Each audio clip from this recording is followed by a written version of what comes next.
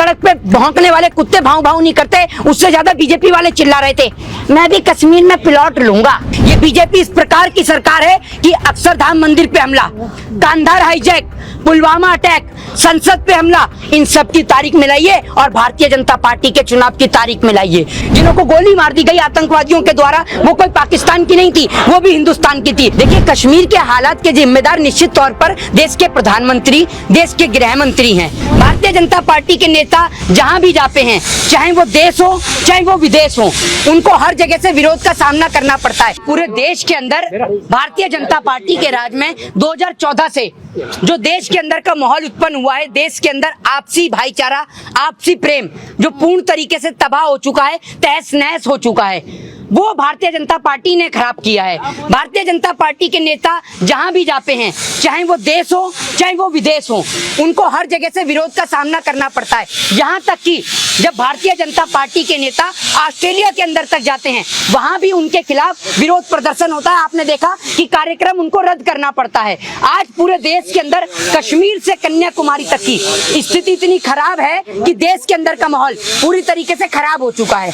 आज कश्मीर के अंदर लगातार लोग मारे जा रहे हैं। कश्मीर के अंदर के चाहे वो पुलिस कांस्टेबल हो, कश्मीर के अंदर के रहने वाले आम नागरिक हो, कश्मीर के अंदर के राहुल भट्ट हो, कश्मीर के अंदर के मुदस्सिर अहमद शेख हो, कश्मीर के विजय कुमार हो, या फिर आज के दिन, मैं आपको आज के दिन की घटना बता रहा हूँ, आज के दिन की, कश्मीर के अंदर जो वहाँ के जो माइग्रेंट जो लेबर थे, उनको भी आतंकवादियों ने शूट किया है। मैं आपको बता दूं, ये सबसे बड़ा सरकार का नाकामयाबी का फेलियर रहा है। गुड़गांव के अंदर आज वहाँ के जो माइग्रेंट जो वहाँ के लेबर थे, मजदूर थे, उन्हों को गोली मारी गई आतंकवादियों के द्वारा। तो अभी तो 2 दिन में 2 बार बैठक कर चुके हैं अजीत डोभाल से प्रधान गृह मंत्री अमित शाह, तो अभी तक भी आपको लग नहीं रहा है कि जो भाजपा का स्टैंड है वो कहीं ना कहीं साफ हो पाएगा, कश्मीर में वो लोगों की मदद कर पाएंगे?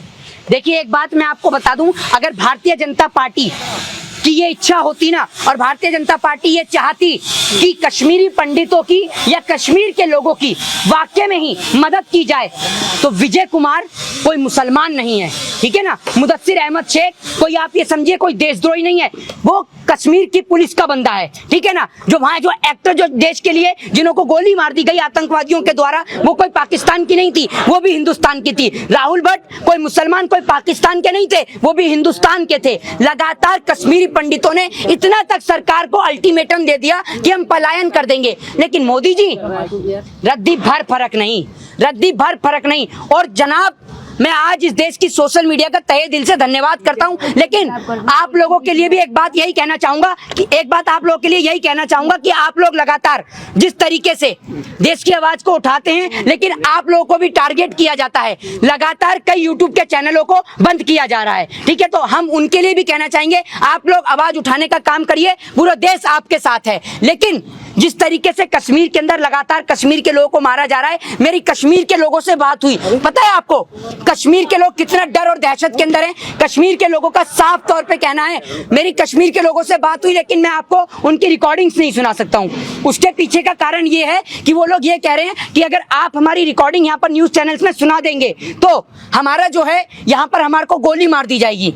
वहाँ टेररिस्ट आतंकवादी, वो लोग जो पाकिस्तान से आ रहे हैं। सरकार, आप ये समझिए, जम्मू कश्मीर से धारा 370 हटाने के बाद आज तक पीओके यानी पाक अधिकृत कश्मीर को पूर्ण रूप से ये समझिए कि सेफ नहीं कर पाई है। लेकिन कहा तो ये जा रहा था कि 370 हटने के बाद वहाँ हालात ठीक हो गए हैं।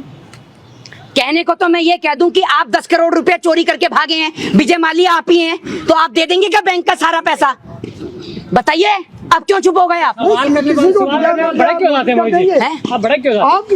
मेरी बात सुनिए, अरे मेरी बात सुनिए, मेरे को पता है कुछ यहाँ बीजेपी समर्थक कार भी हैं, मेरी बात सुन लीजिए।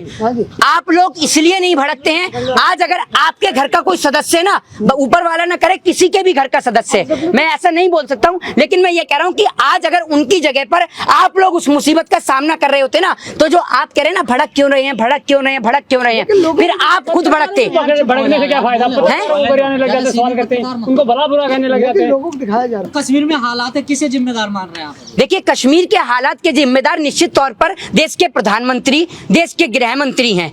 आप ये समझिए, जो राहुल भट्ट की जो पत्नी है, उन्होंने इतना तक सरकार को कह दिया था, प्रधानमंत्री मोदी को, गृह मंत्री को खुली चुनौती दी थी। जब उनकी वाइफ प्रधानमंत्री, गृह मंत्री को चुनौती दे सकती है और ये कह सकती हैं कि आप बिना सुरक्षा के कश्मीर में नहीं आ सकते, तो आप सोचिए कश्मीर की स्थिति कितनी खराब होगी। जब सरकार ने वहां धारा 370 हटाई, तो सरकार वहां पर सब कुछ ठीक क्यों नहीं कर पाई? आज तक बीजेपी के जितने नेता चिल्ला रहे थे, जितना आप ये समझिए सड़क पे भौंकने वाले कुत्ते भाव भाव नहीं करते, उससे ज्यादा बीजेपी वाले चिल्ला रहे थे, मैं भी कश्मीर में प्लॉट लूंगा। अरे आप भी कश्मीर में प्लॉट ले सकते हैं। जी हाँ, आप भी कश्मीर में प्लॉट ले सकते हैं। कितने नेताओं ने प्लॉट लिया बताइए ना? ये जितने भी नेता दिल्ली में बैठते हैं अपना बंगला लेकर, सबके प्लॉट करवा दे वहां पर कश्मीर में, पता चल जाएगी आपको। सबसे बड़ा दुर्भाग्य यही है पत्रकार महोदय कि कश्मीर के अंदर मरने वाली किसी नेता की औलाद नहीं है। कश्मीर के अंदर सीने पे गोली खाने वाले पुलिस कांस्टेबल, आर्मी के जवान, बीएसएफ, बॉर्डर सिक्योरिटी फोर्स में किसी नेता के बच्चे नहीं है। इसलिए वहां पर लगातार शहादत पे शहादत होती जा रही है। मोहित, खबरें ऐसी आ रही थी कि वहां पर जो आर्मी है उन्हें कहीं ना कहीं पता था कि टारगेट किलिंग आतंकवादियों की तरफ से की जाएगी, तो अभी तक उस पर भाजपा ने या वहां के लोग जो जिनको ये जानकारी मिली थी, उन्होंने इसके लिए कुछ क्यों नहीं किया? मैडम, एक बात आप मुझे बताइए, जिस देश के अंदर ना नेताओं के लिए लाखों करोड़ों और खरबों रुपया खर्च होता हो ना उनकी विदेश यात्रा के लिए, जिस देश का प्रधानमंत्री, देश का जनसेवक के पास पहनने को कपड़ा नहीं है, लेकिन प्रधानमंत्री 10 करोड़ का सूट पहने और राफेल और बड़े बड़े विमान, बड़े बड़े hi fi helicopter, chartered planes में घूमे, और उस देश के जो आर्मी ऑफिसर्स हैं उनको बस के अंदर भेजा जाए, गाड़ी के अंदर भेजा जाए, और उसमें भी उनको सुरक्षा प्रदान नहीं करी जाए।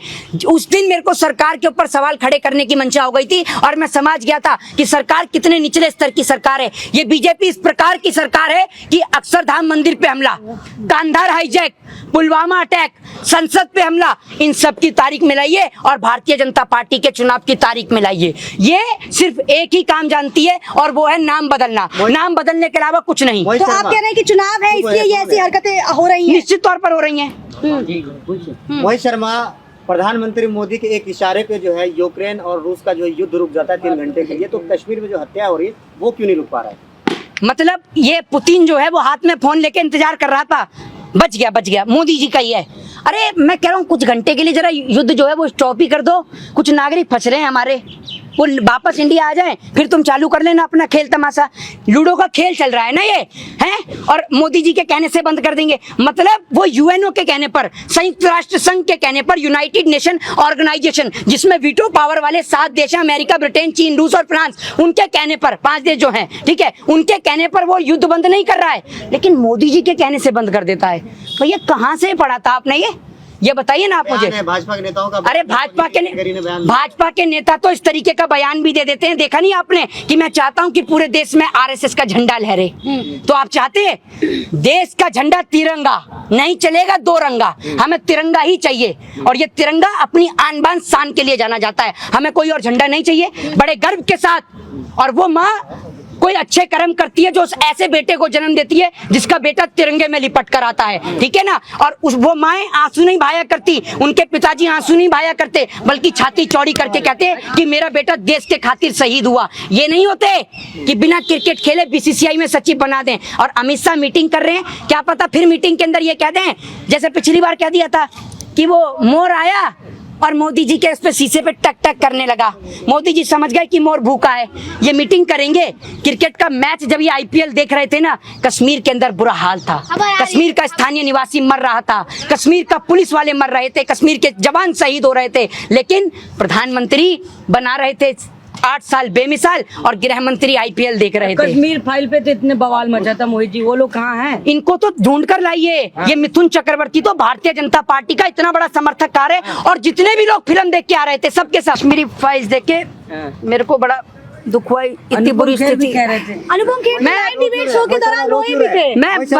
मैं रो नहीं रहा हूँ, ये मैं आपको बता रहा हूँ, ये उन लोगों का बता रहा हूँ मैं, ये एक्टर जो हैं, ये अरे मोदी जी मैं आपको बताऊं, मोदी जी तो इतने बड़े एक्टर हैं कि एक आदमी को रोने के लिए आंख में ग्लिसरीन की जरूरत होती है। अगर एक्टर की आंख से जो आंसू आता है ना, वो ग्लिसरीन डालने के बाद आता है। मोदी जी तो इतने बड़े एक्टर हैं कि कहीं भी खड़े खड़े रो जाते हैं, और उनको देखते देखते अब तो योगी जी भी सीख गए हैं, वो सदन में रो देते हैं योगी जी भी खड़े खड़े। मोदी जी कहते हैं मेरी जान को खतरा है। जिस देश के प्रधानमंत्री की जान सुरक्षित नहीं है, वो जनता को कहां से सुरक्षित रखेंगे जी? रुमाल में ग्लासेरीन लगा रखी। नहीं, मेरे को ग्लिसरीन की जरूरत नहीं है। मेरे लिए मेरे कश्मीर के लोगों का दर्द और पूरे हिंदुस्तान का दर्द मेरे सीने में है। मेरे को किसी के आगे आंसू बहाने की जरूरत नहीं है। मैं कश्मीर के लोगों के लिए अगर कुछ कर सकूं तो वो मेरे लिए बड़ी बात है। किसी को आंसू बहाकर मेरे को दिखाने